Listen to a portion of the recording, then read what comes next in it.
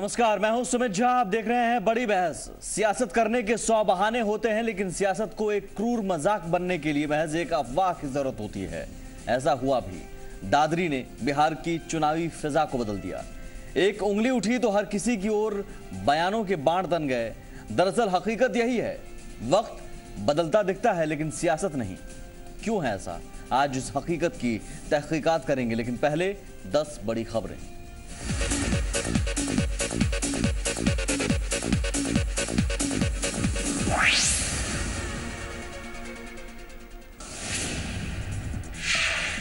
थम गया दूसरे चरण के चुनाव के लिए प्रचार का शोर। 6 जिलों की 32 सीटों पर 16 अक्टूबर को डाले जाएंगे वोट।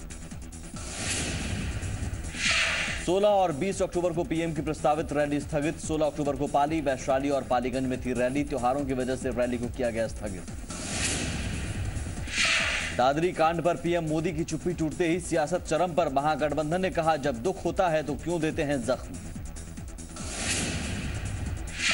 दादरी कांड पर पीएम के बयान के बाद पप्पू यादव ने किया मोदी से सवाल। कहा, यूपी में समाजवादी की सरकार थी, लेकिन महाराष्ट्र में क्यों सुधींद्र के मुंह पर पोती गई कालिक। अजय देवगन की सभा में पथराव और हंगामा करने के मामले में सैकड़ों अज्ञात लोगों के खिलाफ एफआईआर। बीजेपी प्रत्याशी डॉक्टर सुनील ने दर्ज कराई प्राथमिकी। जेडीयू कार्यकर्ताओं पर लगाया हंगामा करने का आरोप।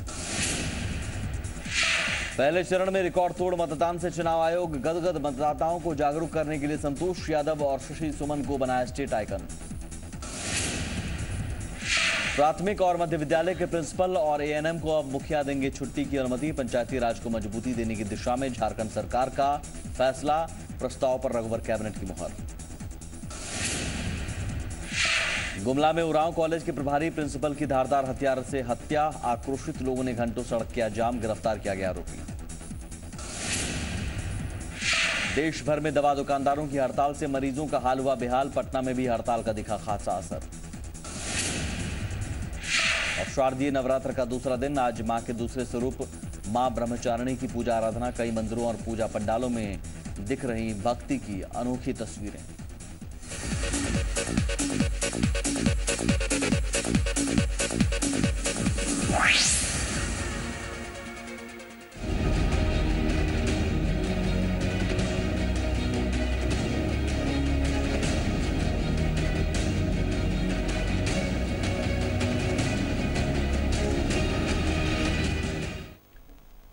दादरी को लेकर बिहार के चुनाव में बयानों का दौर जारी है। प्रधानमंत्री के ताजा बयान के बाद सियासी सुर और मुखर हो गए हैं।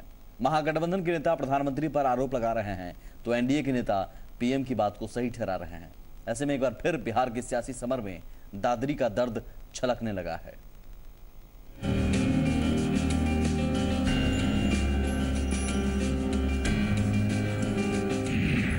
बिहार की बिसात पर दादरी का दर्द। बिहार चुनाव में हर तरफ दादरी। सियासत का दर्दे दादरी या दादरी पर दर्दे सियासत।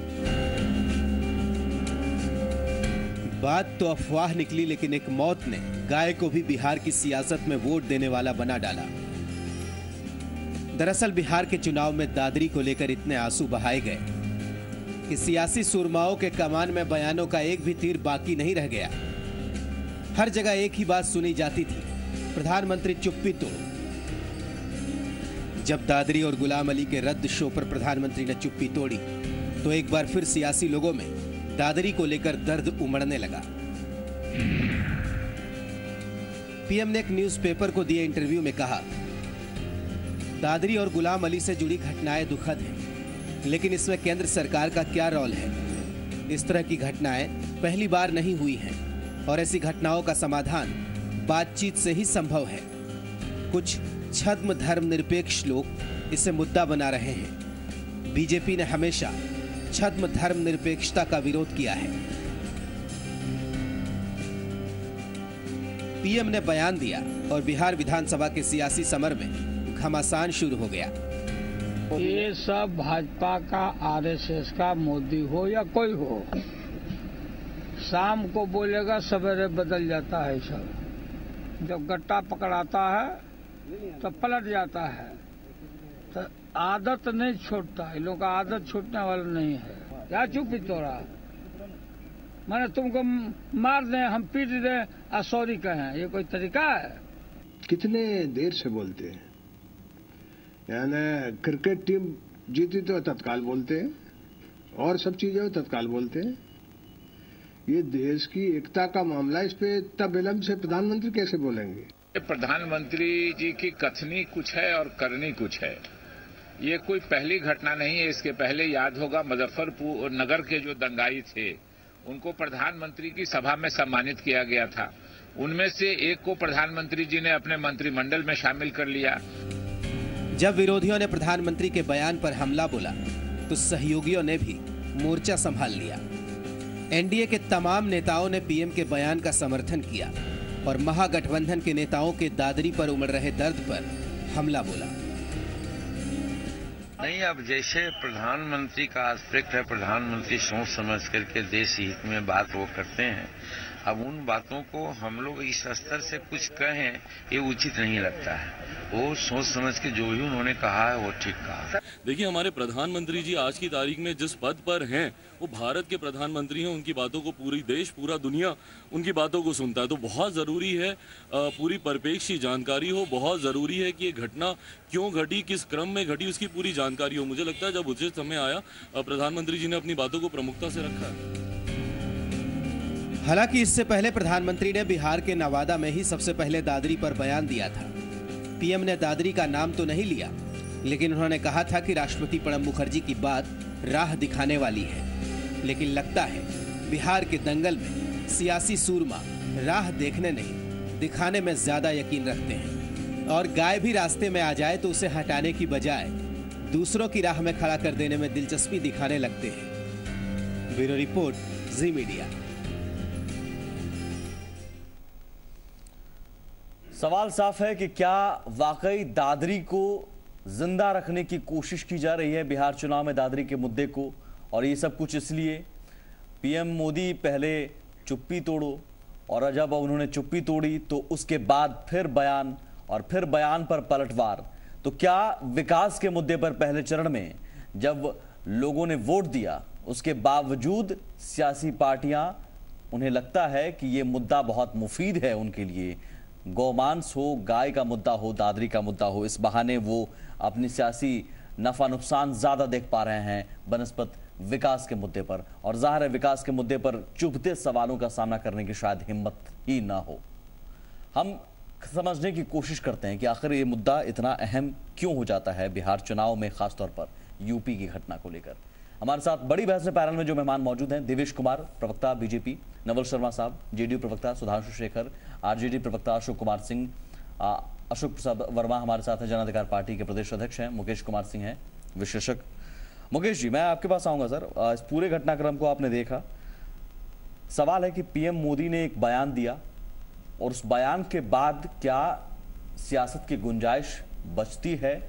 एक प्रधानमंत्री पद पर बैठा व्यक्ति बयान दे रहा है, अगर हम वो देखें तो ये जो महत्वपूर्ण जो बयान है या जो घटना चक्र हुआ वहाँ पे, और उसके तीन पहलू बिहार में हम लोग देख रहे हैं। एक तो देश की घटना थी, उत्तर प्रदेश में यह घटना घटी और बड़ा सेंसिटिव मुद्दा था। उसमें जो बातें हुई वो नहीं होनी चाहिए और इसको लंबे समय तक समाज के विभाजन के रूप में इसको प्रयोग नहीं करना चाहिए।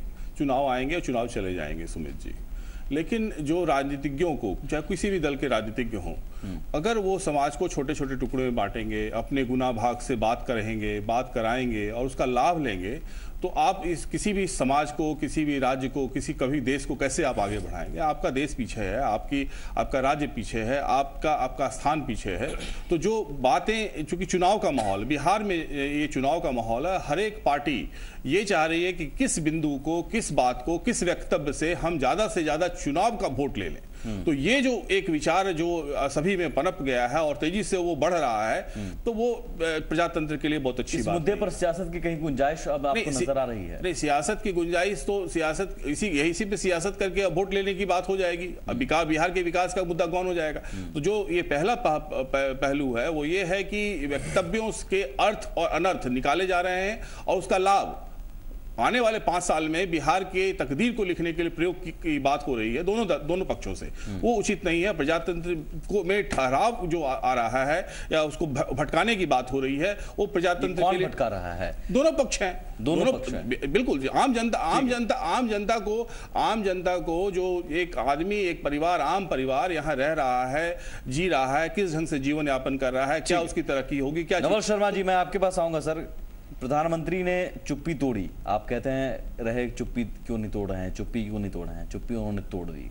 उन्होंने कहा कि ये इस तरह की घटना बर्दाश्त तो नहीं की जाएगी, ये निंदनीय है और सांप्रदायिक छद्म जो धर्म निरपेक्षता है या फिर सांप्रदायिकता के मुद्दे को लेकर जो राजनीति हो रही है, क्या इस तरह की राजनीति को छोड़कर तमाम सियासी पार्टियां विकास के मुद्दे पर नहीं आ सकती?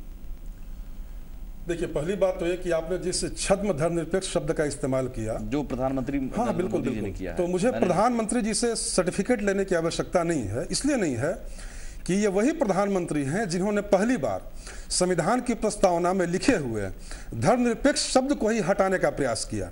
इसकी काफी चर्चा हुई कि सेकुलरिज्म और सोशलिज्म को हटाने पर ये लोग आमादा हैं। तो जिसको सेकुलरिज्म के कंसेप्ट से ही चिढ़ हो, उसको तो सारी दुनिया छद्म धर्मनिरपेक्ष दिखाई देगी।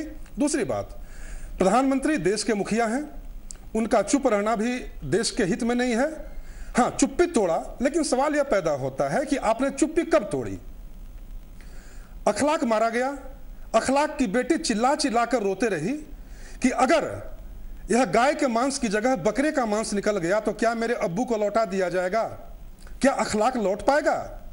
राष्ट्रपति जी ने देश को संबोधित करते हुए कहा कि इस तरह की घटनाएं किसी भी सभ्य समाज में सही नहीं है। तो राष्ट्रपति जी के नाखुशी भरे बयान के बाद, पूरे राष्ट्रीय और अंतर्राष्ट्रीय मीडिया में फजीहत के बाद, अगर प्रधानमंत्री जी की चुप्पी खुलती है तो इसके पीछे कई सारे राज हो सकते हैं। मेरे हिसाब से बिहार का चुनाव बड़ा तात्कालिक कारण रहा। बिहार के चुनाव ने जिस तरह बीफ की राजनीति को और दादरी की राजनीति को सिरे से खारिज कर दिया, उसमें प्रधानमंत्री जी को जुबान खोलने के लिए बाध्य कर दिया। चूंकि बिहार की जनता पॉलिटिकली बड़ी मैच्योर है। आप अगर नीतीश कुमार जी को देखें तो उन्होंने अपनी हर एक सभा में विकास के मुद्दे पर अपने आप को केंद्रित किए रखा, लेकिन बीजेपी के नेतागण बिहार आकर हमेशा विकास के मुद्दे को डाइल्यूट करके गैर जरूरी मुद्दों के सहारे, भावना भड़काने वाले मुद्दों के सहारे चुनाव को जीतने की कवायद में लगे रहे। आप नीतीश जी की बात को रखते हुए क्या आप उनके सहयोगी पार्टी के नेता की बात को भी रखना चाहेंगे यहाँ पर? जी बिल्कुल। देखिए, सहयोगी पार्टी के लोग तो यहाँ बैठे हैं, जब आवश्यकता आपको महसूस होगी आप सवाल हमसे कर लिया कीजिएगा। अभी फिलहाल मैं जदयू के प्रवक्ता के रूप में आपके सामने बैठा हूं सवाल, लेकिन जाहिर है नीतीश जी उनके साथ हैं और अगर नीतीश जी विकास की बात कर रहे हैं तो वो भी विकास की बात करते, उस मुद्दे पर वो क्यों गए, ये सवाल लाजमी है। जी बिल्कुल। देखिए, सबसे पहली बात तो ये कि हमारे गठबंधन में जो भी लोग बात कर रहे हैं, चर्चा विकास की हो रही है। विकास की चर्चा वही कर सकता है जिसके पास उपलब्धियों का भंडार हो और जिसके पास नैतिक बल हो। मैं समझ गया आपकी बात को। मैं क्या सवाल कर रहा हूं? आई एम वाइज एनफ, मैं समझ गया कि आप क्या पूछना चाह रहे हैं। चलिए, लालू जी के जिन बयानों पर आप सवाल खड़ा करने जा रहे हैं, आप एक बात बताइए कि रिजर्वेशन भारत की एक ऐसी व्यवस्था है जो गरीब गुरबों के पेट और आत्मसम्मान से सीधे जुड़ा मसला है। अभी कल मंगलवार को मोहन भागवत जी ने बयान दिया, कल का बयान है उनका, कि आरक्षण की समीक्षा होनी चाहिए। रिजर्वेशन पर नहीं है, दादरी मुद्दे पर आपने तरजीह नहीं दी, आप विकास के मुद्दे पर आते रहे, बहुत अच्छी बात है। लेकिन क्या आप महागठबंधन में हैं, जिस महागठबंधन की रणनीति होनी चाहिए थी विकास, आपने दादरी के मुद्दे को तरजीह नहीं दी बिहार चुनाव में, लेकिन क्या आपकी सहयोगी पार्टी के नेता ने तरजीह देना बंद कर दिया? देखिए, सहयोगी पार्टी तो देखिए न्यूटन का सिद्धांत है, प्रत्येक क्रिया के विपरीत प्रतिक्रिया होती है। लेकिन मूल प्रश्न यह है कि आज इस देश में जिस तरह से अभिव्यक्ति की स्वतंत्रता पर रोक लगाए जा रहे हैं, कालबुर्गी जैसे लोग मारे जा रहे हैं, नरेंद्र दाभोलकर की हत्या की जा रही है, क्या चाहते हैं? जवाब नहीं है। देश को किस व्यवस्था में सुधांशु शेखर जी, आप कहते हैं कि प्रधानमंत्री जी चुप्पी तोड़े, प्रधानमंत्री जी ने चुप्पी तोड़ दिया, अब क्या सवाल है आपका? नहीं, प्रधानमंत्री जी ने चुप्पी तोड़ा, लेकिन कितने दिनों के बाद तोड़ा और कितने प्रेशर में तोड़ा। जब इस देश से लेकर राज्य से, देश से लेकर अंतर्राष्ट्रीय स्तर पर ये बातें गई, तब जाके उन्होंने चुप्पी तोड़ा। और वो भी सिर्फ चुप्पी तोड़कर उन्होंने सॉरी कहा कि इस तरह की घटना निंदनीय है।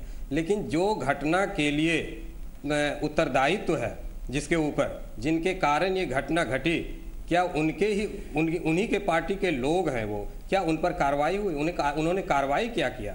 तो ये कार्रवाई करते नहीं हैं। अगर कार्रवाई वास्तव में उनको पश्चाताप हुआ है इस घटना से और वो इसकी निंदा करते हैं, तो उनके ऊपर कार्रवाई ये कब करेंगे इनको ये बताना चाहिए। लेकिन कार्रवाई ये नहीं करके सुधांशु जी, ऐसा क्यों है कि दादरी यहाँ से करीब 1000 किलोमीटर दूर मेरे ख्याल से होगा, और वहां के मुद्दे को बिहार चुनाव में भुनाने की कोशिश की जाती रही, इस बार भी की जा रही है। पहले चरण में जबकि जनता ने साफ आपको मैसेज दे दिया, सबको मैसेज दे दिया कि भैया हमको विकास के मुद्दे पर हम वोट देंगे, आपको विकास के मुद्दे पर हम चुनाव करेंगे, फिर भी उन मुद्दों को, गोमांस को, बीफ को, दंगे को क्यों घसीटने की कोशिश की जाती है? नहीं, दंगे हम लोग घसीटने की कोशिश करते ही नहीं है।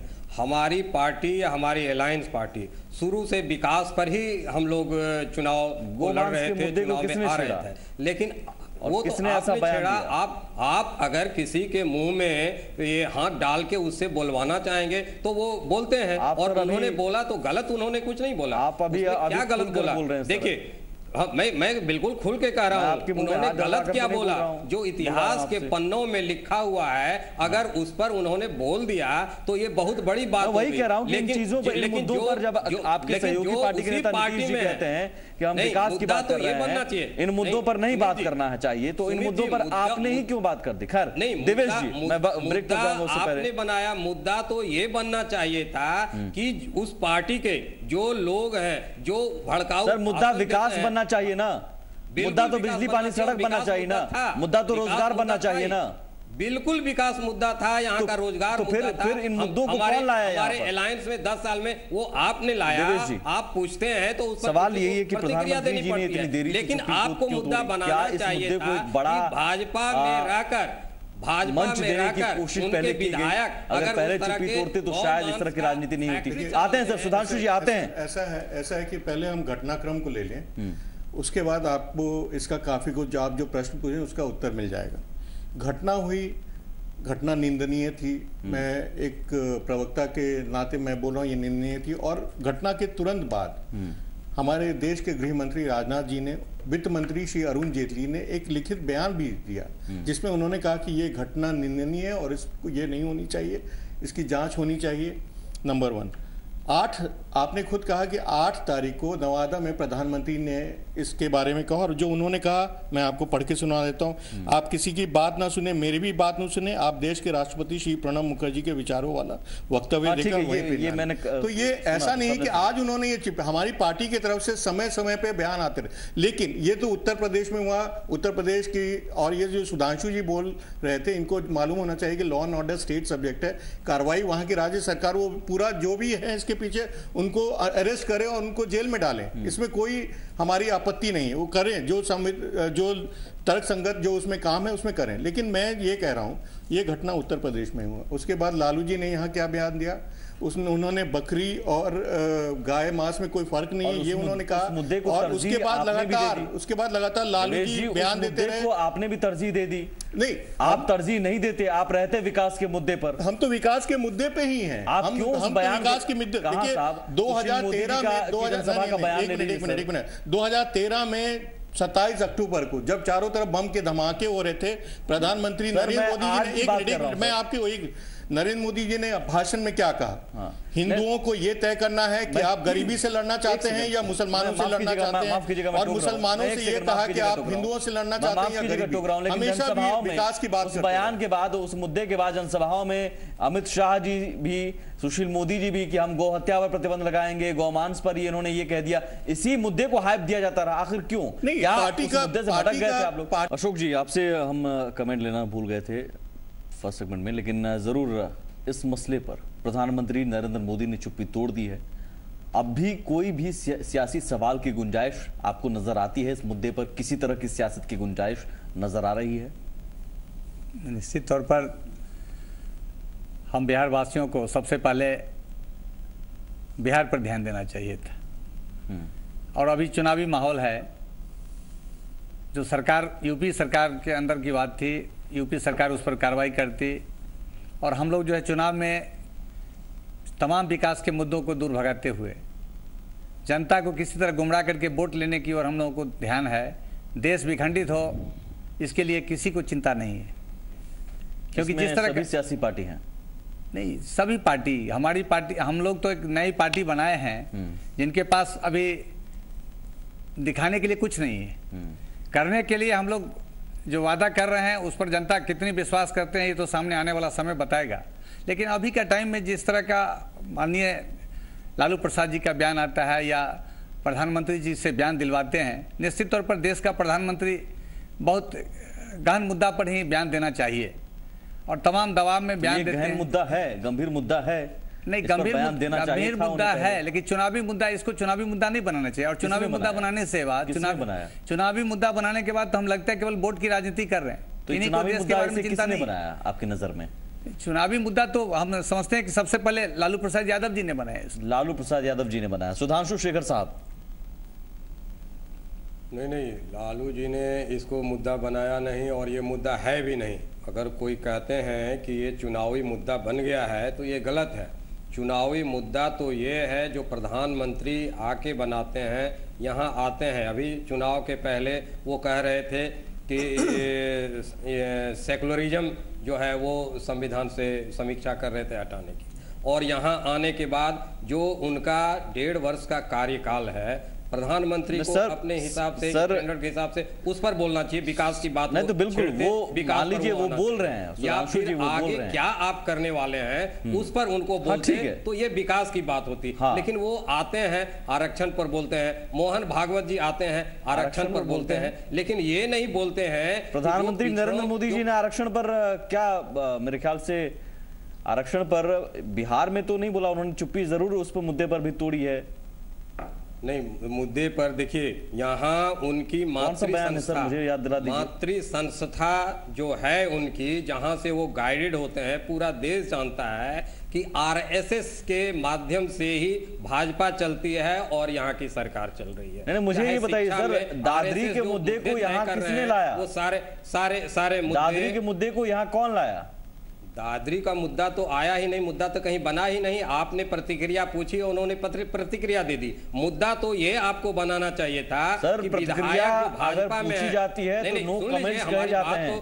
हम सुमित जी हमारी बात को सुना जाए। मुद्दा ये बनाना चाहिए कि जो बूचड़ खाना चलाता है भाजपा का एमएलए है, भाजपा का एमएलए होकर बूचड़ खाना चलाता है और गौ में मांस बीफ का जो है निर्यातक, ये तो आप कह रहे हैं मुद्दा बना रहे हैं आप, एडिशनल डायरेक्टर अभी जो आप कह रहे हैं मुद्दा ही तो बना रहे हैं आप इसे। नहीं, ये आप चर्चा कर रहे हैं तो उसमें मैं चर्चा कर रहा हूँ। ये मुद्दा आज है भी नहीं, इस मुद्दा नहीं है ना चुनाव में। ये मुद्दा यहाँ का आरक्षण। फिर पीएम मोदी ने जो कुछ कहा उससे आप संतुष्ट हो जानी चाहिए, बात खत्म होनी चाहिए। आरक्षण जो पिछड़ों का आरक्षण, दलितों का आरक्षण, ये समाप्त करने अगर ये मुद्दा नहीं है तो प्रधानमंत्री नरेंद्र मोदी जी ने जो कहा है वो बात अब वहीं पर खत्म हो जानी चाहिए। दादरी के मुद्दे पर आगे कोई चर्चा नहीं होनी चाहिए बिहार में। हम आप चर्चा करने के लिए नहीं बैठे। वो कार्रवाई कर दे, वहां खत्म हो जाए। कार्रवाई उनको करनी चाहिए। कार्रवाई कौन करेगा? सिर्फ खेद प्रधानमंत्री जी को करना चाहिए।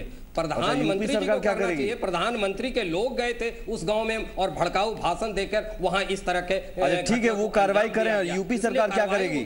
समाजवादी पार्टी की सरकार है, क्या आप उसे लेकर भी कुछ कहेंगे? हमारा मुद्दा ये नहीं है। हमारा मुद्दा है कि आपने जाति जनगणना के आंकड़े को प्रकाशित नहीं किया। ये हमारा मुद्दा है। इस मुद्दे पर पहले तो आइए, आप या तो खत्म कर दीजिए इस मुद्दे को कि आप ठीक है आगे हम कोई बात नहीं करेंगे। समाप्त करना चाहते हैं। हमारा मुद्दा ये है। सुधांशु साहब बात तो सुनिए, क्या आरक्षण समाप्त? सुधांशु साहब बात तो सुनिए, आप या तो खत्म कर दीजिए। अभी मान लीजिए कि ठीक है प्रधानमंत्री जी ने जो कह दिया ठीक है, अब आगे कोई बात नहीं होनी चाहिए इस मुद्दे पर।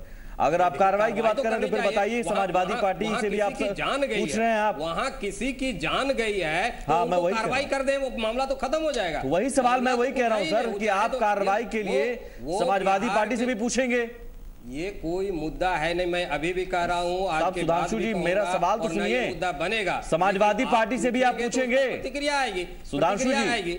सर सुनिए तो समाजवादी पार्टी से भी पूछेंगे आप? क्या उन्हीं की सरकार है? समाजवादी पार्टी इसमें कहां आता है? यहाँ मामला है भाजपा का और भाजपा की सरकार का। भाजपा के सरकार में यूपी और भाजपा में बैठे हुए समाजवादी पार्टी की सरकार है। नहीं, सरकार समाजवादी की भाजपा अपने तरफ से अपनी पार्टी के विधायकों पर क्या कार्रवाई की है? उनको सर लॉ एंड ऑर्डर का मसला तो है, उनको पार्टी से बर्खास्त उन्होंने किया? देखिए, मैं इस बात पे क्या जवाब दूं, ये खुद उलझे हुए हैं, अपने ही जो जवाब है इनको समझ में नहीं आ रहा है ये क्या हुआ। हमने पहले ही कहा, नंबर 1 ये घटना निंदनीय है, क्योंकि ये घटना उत्तर प्रदेश में हुई, दादरी उत्तर प्रदेश में। राज्य सरकार के जिम्मेदारी के तहत आता है कि वो भी जो भी इसमें कार्रवाई करें, जो भी अनुशासनात्मक या जो भी इसमें कार्रवाई हो सकती है करें, उसमें हम उनका पूरा समर्थन करेंगे। इसमें कोई इस पर राजनीति भी नहीं होनी चाहिए। लेकिन मैं साथ साथ उनमें 2-3 और मुद्दे जोड़ दिए जिससे साफ झलकता है कि आरजेडी या उनके जो सहयोगी दल हैं उनका विकास से कोई लेना देना नहीं। उनको जातीय उन्माद हो या इसी बहाने धार्मिक उन्माद हो, किसी न किसी बहाने उनके जो नेताओं के जो ट्वीट हैं, वो जेडीयू के नीतीश जी हों या आरजेडी के लालू जी, सब उनके ट्वीट्स को देखें। एक आदमी कह रहा है कि हिंदू या बीजेपी दंगा फसाद कराना चाहती है, वो मीट या गौ मांस फेंकेंगे मस्जिदों में या मंदिरों में। इस तरह के जो बयान हैं इससे धार्मिक उन्माद या जातीय उन्माद पैदा करने की नेता भी तो बीजेपी के नेताओं को भी इस मुद्दे में लगा अपना सियासी नफा होता हुआ दिखा। देखिए, हमारा एक ही मुद्दा है जी और अमित शाह जी जनसभा में कहते हैं कि गोहत्या पर हम प्रतिबंध लगाएंगे। हमारा एक ही मुद्दा कैसे हो गया? देखिए, चूंकि वो ये विवाद उस पर उठा तो ये हमारा पुराना स्टेटेड स्टैंड है, ये आज से नहीं। ये 55 में कानून है, जनसंघ, इसमें ये हमारा स्टेटेड बिहार में 55 में कानून है, कोई है, लेकिन वो प्रभावी ढंग से लागू हो पाया क्या? हाँ, तो आप ये कहते कि लागू हम करेंगे, और इस मुद्दे पर आपको आगे बढ़ने की फिर क्या जरूरत थी? अगर लालू जी ने एक बयान दे दिया सुमित जी, उसके बाद आगे बढ़ने की जरूरत क्या थी? आप आते विकास, ये विषय आपका है, मैं ये नहीं कर रहा हूं। मैं आप विकास का मुद्दा रखिए, हम विकास में बात करें। मैं वही रखता हूं जो आप कहते हैं, हम विकास। अगर सुशील मोदी जी और अमित शाह जी जनसभा में, आपके 2 बड़े नेता हैं, जनसभा में, कहीं मीडिया के प्रेस कॉन्फ्रेंस में नहीं, जनसभा में जाके कहते हैं, इन मुद्दों को उछालते हैं कि लालू जी ने वो कह दिया, और देखिए उस बयान को उछालने की क्या जरूरत थी? सुमित जी, भाषण का कोई एक मुद्दा होता नहीं है, हमारा फोकस है विकास, लेकिन साथ साथ उसके साथ जो मुद्दे हैं, जो ज्वलंत मुद्दे हैं, जो राज्य से जुड़े हुए मुद्दे हैं या हमारे विरोधी दल, उसका जवाब देना बहुत जरूरी है, एकदम वो। लेकिन हमारा जो मुद्दा है विकास। मैं सीधे सुधांशु साहब के बयान को लेकर आपसे पूछूंगा। सुधांशु साहब के बयान में मुझे बताइए स्पष्टता कहां है और क्या वो कहना चाह रहे हैं, मुझे समझा दीजिए, मैं समझ नहीं पा रहा हूं, शायद मैं ना समझ। सुधांशु जी के बयान का पहला मतलब तो यह हुआ कि बिहार में पहले चरण के चुनाव में महागठबंधन के पक्ष में मतदाताओं ने जो वोटिंग किया उससे बीजेपी की नींद उड़ गई। कब कह दिया उन्होंने महागठबंधन? मैं 72 परिप्रेक्ष्य में समझा रहा हूं। नहीं, आपने मुझे समझाने के लिए कहा, तो मैं लार्ज में 72 परिप्रेक्ष्य में समझा रहा हूं। और तब बीजेपी रणनीति बदलने के लिए बाध्य हुई और बी फॉर दादरी के बयान पर प्रधानमंत्री की ओर से यह दुख भरा बयान आया। पहली बात। दूसरी बात है कि लालू जी ने मुद्दा बनाया या बीजेपी ने मुद्दा बनाया।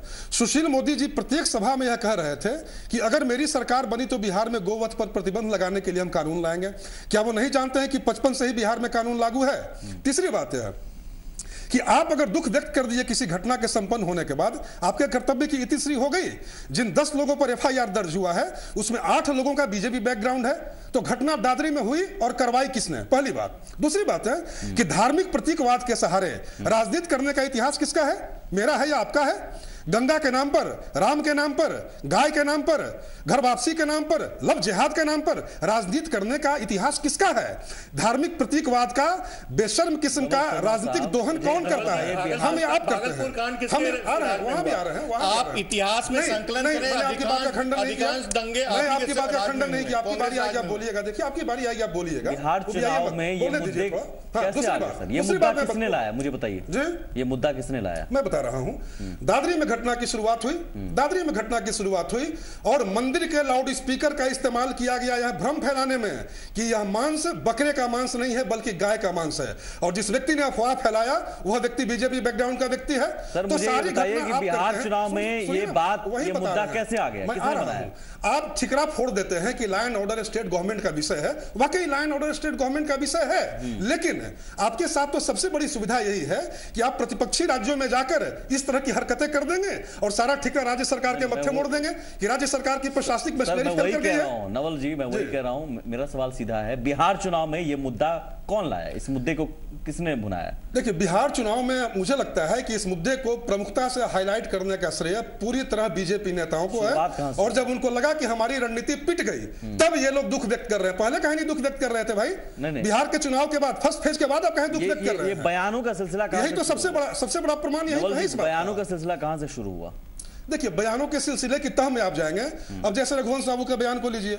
रघुवंश बाबू ने इस पूरे मामले को एक एकेडमिक बहस के रूप में ढालने का प्रयास किया। वही कह रहा हूं इस पर एकेडमिक बहस हो, ठीक है, लेकिन हम तो शुरू से प्रयास करते रहे। मुद्दा हमारे लिए बनाया, मैं वही समझना चाह रहा हूं। हमारे लिए कोर इशू शुरू से ही बिहार का विकास रहा। तो अगर इशू क्यों गौण पड़ जाता है इन मुद्दों के आते ही? सुमित जी, नहीं, बस एक मिनट, एक बात बताइए, बिहार में जातिवाद का जहर किसने घोला? आरक्षण खत्म करने की बात किसने कही? किसने कहा कि आरक्षण की समीक्षा करेंगे? आप आरक्षण की समीक्षा करने की बात कर दीजिएगा और हम चुप बैठे रहेंगे। आपको आरक्षण खत्म करने देंगे हम, और तब आप बोलिएगा कि मुद्दा कौन बनाया? मुद्दा तो आप बना रहे हैं, जो साफ साफ दिखाई दे रहा है। पहले चरण में बीजेपी के नेतागण मुद्दा बना रहे हैं, यह प्रथम दृष्टया साफ साफ दिख रहा है। पहले चरण में आरक्षण के मुद्दे पर वोटिंग हुई है क्या? नहीं, जनता तो कई सारी बातों से इस बार गाइडेड हुई। आप खुद कह रहे हैं विकास के मुद्दे पर वोटिंग। जनता, यही बीजेपी की नकारात्मक राजनीति, विकास के मुद्दे पर वोटिंग, नकारात्मक राजनीति बीजेपी को बिहार में ले डूबी पहले चरण में, और मॉर्निंग शोज लड़े। बताइए ना, विकास के बिहार का चुनाव परिणाम पहले चरण ने स्पष्ट कर दिया कि विकास के मुद्दे पर वोटिंग हुई है ना। हाँ, बिल्कुल, हमारे लिए तो विकास का मुद्दा ही महत्वपूर्ण है, और गोमांस हमारे लिए विकास का मुद्दा ही महत्वपूर्ण है। तो कल भी था, आज भी है। वही मैं कह रहा हूँ कि तब जनता को तय करने दीजिए। आप विकास पर सीधे बात कीजिए। जनता तय कर रही है, मुद्दों पर क्यों जाते हैं? जनता की मनोदशा को भांप कर ही तो ये रणनीति बदल रहे हैं। यही है कि आप विकास की बात करें। ये जनता की मनोदशा को भांप कर ही तो रणनीति बदल रहे हैं। ऐसा है कि जब राष्ट्रपति की झुकी मिली तब ये बयान दे रहे हैं। भांपने की जिम्मेदारी ऐसा है कि सियासी पार्टियों के पास इतनी शायद अनुभव या फिर कुछ तकनीक है कि जनता की मनोदशा भांप लेते हैं कि अच्छा, गौमांस पर ये कह दिया तो जनता का अपमान, आरक्षण तो जनता का अपमान। आखिर जनता तो सीधे कह रही है कि साहब हमें विकास पर बात कीजिए, हमें बिजली, पानी, सड़क कैसे मिले, हमें रोजगार कैसे मिले, उन मुद्दों पर आइए। आखिर क्यों भटकाने की कोशिश होती है? क्या है 1.5 साल में दिखाने के लिए कि विकास की बात करेंगे? बताइए, कोई एक उपलब्धि किसी के पास कुछ भी दिखाने, तो इनके पास यही सब मुद्दे बचा हुए, विकास पर कहां से बात करें? होनी चाहिए। बिहार की आम जनता इन सारी बातों को जो राजनेता कह रहे हैं, किसी भी पार्टी के कह रहे हैं, उससे उसको कोई मतलब नहीं है। उसको मतलब है बिहार की तरक्की और अपने समाज की तरक्की, अपने जिले की तरक्की, अपने गांव समाज की तरक्की, अपने बच्चों का भविष्य, अपने पलायन को रोकना। लेकिन क्योंकि बात की खाल नहीं निकलेगी तो जनता तो उसी बात को कहेगी, तो बात की खाल निकालने की कोशिश होती है। दूसरी बात आप देखेंगे कि जब रिले रेस होता है तो रिले रेस में अगर आपने एक किसी चीज को पकड़ लिया और उसको देते गए तो सामने वाला उसको लेके फिर आगे बढ़ता चला गया। ये नहीं देख रहा है वो किस चीज को लेके जा रहा है और गंतव्य पे पहुंच जाएगा। गंतव्य जो है वो आपको जो है वो आखिरी चुनाव है, मतलब आखिरी चरण 5वां चरण है, तो 5वें चरण तक ये सारी चीजें होती रहेंगी कि जनता जो है वो इस बात को नहीं समझे कि आखिर उसकी समस्या क्या थी, आखिर किस चीज के लिए उसको आगे बढ़ना है। आप एक बात, जिस बात विकास की बात की है, आज तक किसी भी पार्टी के द्वारा ये जो पूरे बिहार को कंज्यूमर स्टेट बनाया गया, आप ये बताइए सुमित जी, इस बिहार में ऐसी कौन सी किस चीज की फैक्ट्री है या कितना उद्योग 60 साल में क्रिएट हुआ और उसके कारण जो समाज पे और बिहार पे हर एक क्षेत्र में, चाहे वो मैं चंद बानगी दे सकता हूं सर यहाँ सियासी पार्टियों नहीं, कंज्यूमर अगर चर्चा होती, जो सेकंड फेज में वोटिंग भी है हम उसे भी जोड़ लें तो चर्चा होनी चाहिए थी। दुर्गावती जलाशय परियोजना पर चर्चा होनी चाहिए थी। टूरिज्म को ले लीजिए, रोहतास की सिंचाई परियोजनाओं पर, आप टूरिज्म को गया में पर्यटनों के क्षेत्र में विकास पर गया ही नहीं। आखिर वो सवाल कहाँ है? वो सवाल कहाँ है देवेश जी? केवल कागज, देखिए कागज पे काम करने से या छोटे उपलब्धियों से आप जिस चीज को राज्य, मैं बिल्कुल वही समझना चाह रहा हूँ, आखिर वो मुद्दा कहाँ है? वो विकास का मुद्दा इन चीजों पर हावी, एक सियासी पार्टी से गलती हो जाती है। मुकेश जी जो कह रहे हैं ये सही बात है कि आज दुर्भाग्य है इस राज्य का कि जो विकास का मुद्दा है वो गौण हो गए हैं, वो पीछे चले गए हैं।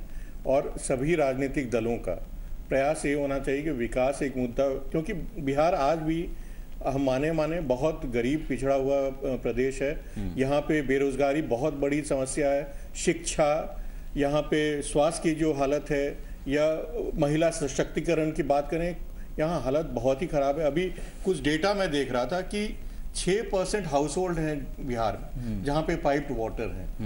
पटना में प्रदेश की राजधानी, वहां 50% घरों में भी नहीं है अभी पाइप्ड वाटर। मैं इसमें शिक्षा क्या है, मैं हम इस विषयों पे चर्चा करें। मैं आपसे भी एक कह रहा हूं, हाँ मैं चर्चा करना चाहता हूं सर, चर्चा करना चाहता हूं। आप लोग चर्चा करने देंगे तब, आप लोग चर्चा करने देंगे तब। आपके नेता अगर, पूरी छूट दे रहा हूं सर, आपके नेता अगर जाकर कहेंगे तो वो बयान हमारे पास आएगा और उन बयानों को लेकर चर्चा होगी ही। अगर आप कहेंगे चर्चा बाहर जाकर गोमांस पर, तो जरूर उन बयानों को लेकर ही सवाल उठेंगे ना। और सवाल ये भी है कि पीएम मोदी ने चुप्पी तोड़ी इतनी देर बाद, जब बहुत तरह के बयान आने लगे आपकी पार्टी के नेताओं की तरफ से भी, और वो कहते भी हैं कि हमारी भी मत सुनो। तो आखिर वो नौबत क्यों आने दिया गया जब ऐसी बातें होने लगी जो सुनने लायक भी नहीं है? उससे पहले अगर पीएम मोदी कुछ कह दे तो शायद बात खत्म हो जाती। पहले सुमित जी, आपने खुद ही अपनी बातों में कहा कि 8 तारीख को नवादा में प्रधानमंत्री बिल्कुल वही कह रहा हूं, यही बात कहा था, लेकिन वो भी बहुत देर, ये नहीं, उससे पहले भी भारत के वित्त मंत्री और भारत के गृह मंत्री ने भी कहा था। अगर आपको लगता है कि ये जो संवैधानिक और पदों पे बैठे हुए लोग हैं उनकी बात काफी नहीं है, तो मुझे नहीं समझ में आता कि क्या भारत के प्रधानमंत्री हर चीज पे जवाब दें, ये उचित नहीं है। इससे पहले जो ये जो महत्वपूर्ण पदों पे लोग बैठे हुए हैं, उन्होंने कहा, लेकिन बहुत गंभीर मसला है। और उस मसले पर अगर पीएम का एक बयान आता है तो मेरे ख्याल से पूरे देश में उस अफवाह को लेकर जो पूरे देश में एक आग की तरह फैलाने की कोशिश की गई, शायद उस पर कंट्रोल होता। पार्टी और सरकार की तरफ से लगातार ऐसे बयान रहे, लोगों को आश्वस्त करते हुए कि इसमें, सर आपकी पार्टी के नेता कई ऐसे बयान देते रह गए, आप भूल गए शायद। कैसे, क्या बयान दिया? साध्वी निरंजना जी को भूल गए आप, जिन्होंने उस घटना के बाद उन्होंने कह दिया कि ऐसे लोगों के साथ ऐसे होना चाहिए। अब उस बयान को मैं रिपीट नहीं कर सकता सर, लेकिन क्या पीएम मोदी उसी वक्त आते और कहते कि हमारी पार्टी के नेता हो या किसी और भी पार्टी के नेता, इस पर बयानबाजी नहीं होनी चाहिए जो उन्होंने 8 नवंबर को कहा कि हमारी मत सुनो। घटना जो हुई, मैं खुद फिर आपको दोहरा रहा हूं, घटना हुई उसके तुरंत बाद वित्त मंत्री अरुण जेटली जी ने और उसके बाद गृह मंत्री, देश के जो गृह मंत्री हैं, जो कानून व्यवस्था के जो जिम्मेदार व्यक्ति हैं, उन्होंने इस पर कहा। आप अगर आप रिकॉर्ड चेक करें, आपसे फिर वही कह रहा हूं कि एक गंभीर मसले पर प्रधानमंत्री नरेंद्र मोदी, गंभीर मसले पे गृह मंत्री का वक्त नहीं, ठीक है, उस गंभीर मसले पर जब उस पर बयानबाजी हो रही है, अगर ऐसा था तो गृह मंत्री और वित्त मंत्री के बावजूद राष्ट्रपति महोदय को, महामहिम को इस तरह नहीं कहना पड़ता, और उसके अगले दिन आप कहते हैं, प्रधानमंत्री जी कहते हैं कि मेरी भी मत सुनो। आखिर ऐसी नौबत क्यों आई कि सुनने की जरूरत नहीं पड़ सकती है?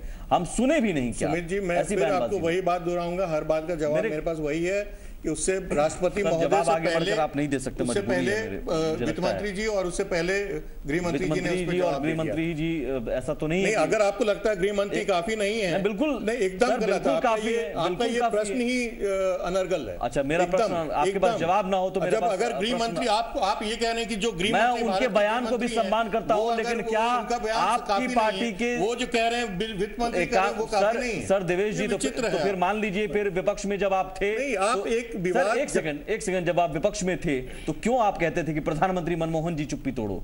आप क्यों नहीं वित्त मंत्री के बयान से संतुष्ट हो जाते? तो विपक्ष आप संसद में क्यों हंगामा करते थे? हर बार वो चुप्पी तोड़ते थे क्या? आप संसद में क्यों हंगामा करते थे सर? मनमोहन सिंह के नाम से जाने क्यों चुप्पी तोड़ने की कोशिश हो जाती? प्रधानमंत्री तो बोलते हैं, हर विषय पे बोलते हैं। आप वित्त मंत्री साहब के बयान से संतुष्ट हो जाते, फिर आप क्यों संसद में हंगामा करते थे कि पीएम चुप्पी? तो पीएम अब बोल दिया, अब उस पे भी आपको आपत्ति है? उसको आप पीएम तो बोल दिया 8 तारीख को, उस पे भी आपको आपत्ति है? इतनी सियासत होने के बाद मैं अशोक साहब, मैं आपके पास आऊंगा। मेरे ख्याल से इन मुद्दों को लेकर क्या बयान अगर आ भी गया, ठीक है, देरी से, आप तमाम लोग कह रहे हैं देरी से आ गया, अब खत्म होनी चाहिए बात, अब इससे आगे बात नहीं होनी चाहिए मेरे ख्याल से। अशोक जी, हम बोले ना जी, हम तो समझते हैं कि चाहे वो बीजेपी हो, चाहे महागठबंधन के लोग, इनके पास कोई मुद्दा नहीं है, और जनता के बीच जाने के लिए एक रास्ता खोजना चाह रहे हैं ये लोग। अगर ये विकास की मुद्दा की बात करते हैं तो सचर कमेटी लागू करने की बात क्यों नहीं होती? विकास की मुद्दा करते हैं तो पुष्कर दुबे कमेटी लागू क्यों नहीं हुआ? अमीरदास आयोग रिपोर्ट क्यों नहीं लागू हुआ? इन मुद्दों पर जो तमाम लोगों को जो सुख सुविधा की बात होती थी, उनको सब नदारद करके, ऐसा ही मुख्यमंत्री। सवाल वाजिब है नवल शर्मा जी। जी पूछिए, सवाल पूछिए सर, आपके सामने। अच्छा, खैर चलिए, सुन लिया। अगर मैं याद दिला दूं, पिछले साल जस्टिस राजेंद्र सच्चर साहब बिहार आए थे। और उन्होंने आकर बिहार में कहा था कि भारत के सारे राज्यों में सच्चर कमेटी की अनुशंसाओं का सबसे ज्यादा पालन बिहार में हुआ है। ऑन रिकॉर्ड बोला उन्होंने, आप सर्च करके निकाल सकते हैं। दूसरी बात है, अमीर दास आयोग को भंग नहीं, आप खोज दीजिए, कहिएगा तो हम ला कर देंगे आपको। दूसरी बात है कि देखिए जिस विकास की चर्चा हो रही है, मुझे तो समझ में नहीं आता है। मुझे लगता है कि बीजेपी के सारे नेता विकास के मुद्दे पर मति भ्रम के शिकार हैं। कैसे? नरेंद्र मोदी जी बोलते हैं कि बिहार में पिछले 60 साल में विकास नहीं हुआ। इनके नेता कहते हैं, अगर हम बोलते हैं कि हमने बिहार का विकास किया, तो इनके नेता बोलने लगते हैं कि भाई आपने जो विकास किया उसमें मैं भी भागीदार था। अगर बिहार का विकास हुआ तो मैं भी भागीदार था। सुन लीजिए, पहले आपको बताना पड़ेगा कि बिहार में विकास हुआ या नहीं हुआ। अगर आप यह मानते हैं कि बिहार में विकास हुआ तो या तो मोदी जी गलत हैं या आप गलत हैं। अगर मोदी जी बोलते हैं कि 60 साल में बिहार का विकास नहीं हुआ तो आप भी मान लीजिए कि बिहार का विकास नहीं हुआ। तो फिर क्यों कहते हैं कि बिहार के विकास में सवाल के ऊपर सवाल जो होने लगता है बड़ी बहस में, दिक्कत यही है। जवाब मैं आपसे पूछ रहा हूं, आप तो अकेले नहीं लड़ रहे हैं, नहीं ठीक है, जिनके साथ हैं उनके बयानों को लेकर भी तो आप जवाब देंगे कि हाँ ठीक है, ये जवाब गलत है या सही है। मैं आपसे शुरुआत से ही पूछ रहा हूं, आप विकास की बात करते हैं। बिल्कुल। मैं पहली बात यह बता दूं कि हमारे किसी भी सहयोगी ने, माननीय लालू प्रसाद यादव जी ने भी, आप एक बात बताइए, मैं वही समझाने का प्रयास कर रहा हूं कि आप लालू यादव जी जिस वर्ग की नुमाइंदगी करते हैं, बिहार में दलितों, पिछड़ों और वंचितों के पेट पर लात मारने के लिए आप आरक्षण खत्म कीजिएगा और लालू जी और नीतीश जी चुप बैठे रह जाएंगे, यह संभव है क्या? आप बार बार समीक्षा, अरे विकास के मुद्दे पर अगर बात करनी है तो विकास का ऊपर से मुलम्मा मत चढ़ाइए, विकास की पिच पर उतरिए, क्योंकि आप जानते हैं कि विकास के मैदान में नीतीश कुमार को पटकनी देना बेहद मुश्किल है, यह आप जानते हैं। इसलिए आप मुद्दे को डाइल्यूट करते हैं, मुद्दे को डाइवर्ट करते हैं, क्योंकि आपके पास नैतिक बल है नहीं। एक लाइन और। दूसरी बात है कि आखिर विकास कैसा? पिछला 1.5 साल का इतिहास बताता है कि विकास के मामले में आप प्रचार में हीरो हैं और काम में जीरो हैं। दादरी के मुद्दे पर प्रचार में हीरो हैं और काम में जीरो हैं, तो विकास की चर्चा का नैतिक बल कहां से लाइए? विकास के मुद्दे पर वो कहीं बाजार में बिकता है क्या? वो बाजार में नहीं बिकता है और न मीडिया मैनेजमेंट से आता है, वो पुरुषार्थ के बल पर अर्जित किया जाता है। ठीक है सर, चलिए ठीक है, बहुत शुक्रिया आप सभी का। मेरे ख्याल से दादरी के मुद्दे पर मैं अब आप लोगों से अपील करता हूं और शायद मैं उम्मीद करता हूं कि आगे आप बड़ी बहस में विकास के मुद्दे पर ही चर्चा करने के लिए बैठेंगे, बिजली, पानी, सड़क और रोजगार के मुद्दे पर ही, क्योंकि वोटरों ने संदेश दे दिया है और सेकंड फेज में भी वोटिंग होने वाली है, वहां भी संदेश यही मिलेगा, ये उम्मीद है। बहुत शुक्रिया आप सभी का, आप देख रहे थे बड़ी बहस। नमस्कार।